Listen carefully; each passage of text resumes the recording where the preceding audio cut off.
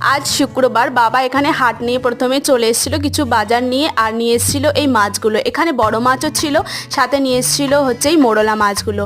এই মোরলা মাছগুলো কিন্তু ভাজা খেতে দুর্দান্ত লাগে। তারপর আজকের ব্রেকফাস্টের জন্য করে নিয়েছিলাম হচ্ছে এখানে সাদা আলু চচ্চড়ি, আর তারপর তো আমি আজকে মুড়ি নিলাম আর নিয়েছিলাম এই সাদা আলুর চচ্চড়িটা, আর সাথে নিয়েছিলাম কুচানো পেঁয়াজ। তো ব্রেকফাস্ট এখানে কমপ্লিট। চলো এবার এই যে মোরলা মাছগুলো এনেছি সেগুলো ভাজার। তো এখানে দেখলাম মা ভাজছে আর বেশ গন্ধ ছড়িয়েছে। তো আমি এই মোরলা মাছ ভাজা শুধু মুখে খেতে কিন্তু খুব ভালোবাসি, তাই গরম গরম একদম নিয়ে বসে পড়লাম।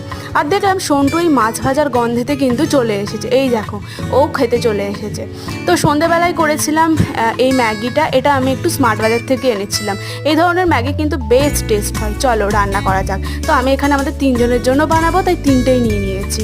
তারপর দেখো এখানে জলে সিদ্ধ এখানে জল ঝরানো তো কমপ্লিট হয়ে গেছে। তারপর কড়াইতে দিয়ে দিলাম তেল, দিয়েছিলাম মশলাগুলো, তারপর এই সেদ্ধ করে রাখা ম্যাগিটা কড়াইতে দিয়ে দিলাম। দেন একটু ভালো করে নেড়ে চেড়ে নিয়ে নামিয়ে নিলাম। আমি একটু শুকনো খেতে ভালোবাসি, তাই শুকনো নিয়েছিলাম।